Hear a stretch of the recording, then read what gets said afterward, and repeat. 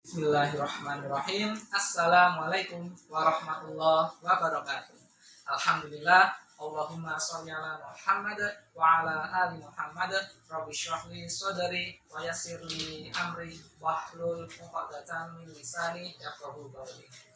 Alhamdulillah, jumpa lagi dengan pemirsa-pemirsa sekalian. Pada kesempatan kali ini kita berada di sesi Udaban, kurikulum peradaban. Kurikulum yang akan membawa kita menuju peradaban Islam. Hari ini kita berada di topik bahasan bagaimana cara mengajarkan kurikulum yang diajarkan oleh Nabi kita, yaitu Nabi Muhammad Shallallahu Alaihi Wasallam di keluarga kita, di sekolah maupun di masyarakat. Maka di sini saya akan mencoba mengerucutkan untuk guru. Kita bicara untuk guru. Seluruh sahabat yang dirahmati Allah Subhanahu wa taala, sebagai seorang guru, ketika kita mengajar, pasti kita memerlukan yang namanya rencana kegiatan pembelajaran. Atau mungkin teman-teman mengenal dengan istilah rencana pelaksanaan pembelajaran. Atau bagi yang sekolah di luar negeri mengenal istilah lesson plan. Apapun intinya, seorang guru haruslah memiliki rencana pembelajaran. Sebagaimana kalau kita buka di surat Al-Hasyr, kita akan melihat ayat-ayat di sana tentang pentingnya sebuah perencanaan. Karena kalau kita gagal merencanakan, itu sama saja kita merencanakan kegagalan. Maka siapapun diri kita, apalagi seorang guru, apalagi sebagai orang tua, siapapun di antara kita pasti penting sekali untuk mempersiapkan yang namanya persiapan. Nah, persiapan ini haruslah kita siapkan dengan baik, termasuk dalam hal kurikulum. Kurikulum sudah ada Quran, ya, sudah ada Al-Quran sebagai kurikulum utama. Maka kita perlu cara mengajar. Nah, cara mengajar yang baik bagaimana? Maka kita perlu panduan. Panduan yang bisa kita gunakan salah satunya adalah kitab Ar-Rasul Al-Mu'alim, karya Syekh Abdul Fattah Abu Hudain. Di kitab tersebut kita diajari untuk mengetahui bagaimana cara mengajar yang baik. Di kitab tersebut ada 40 metode bagaimana Nabi Muhammad Shallallahu Alaihi Wasallam mengajar. Nah, inilah yang harus kita jadikan mindset kita.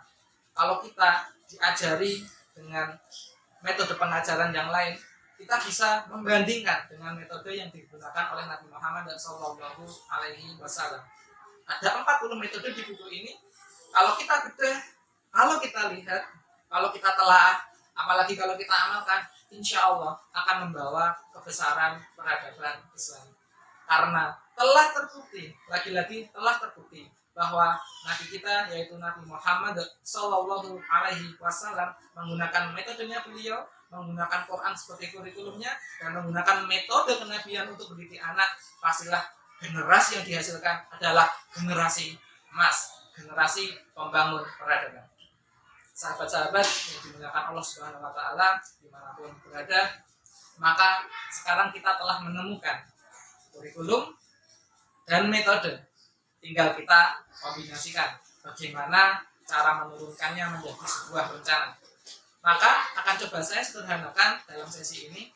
Ketika kita sudah memiliki metode, kita sudah memiliki kontennya, kurikulumnya, maka kita tinggal turunkan menjadi sebuah target. Apa targetnya? Kembali kepada visi kita yang 3 itu. Iman sebelum Quran, adab sebelum ilmu, dan ilmu sebelum amal. Maka kita bisa membuat sebuah kolom sederhana tentang target. Tentang target. Ada imannya apa, ilmunya apa, amalnya apa.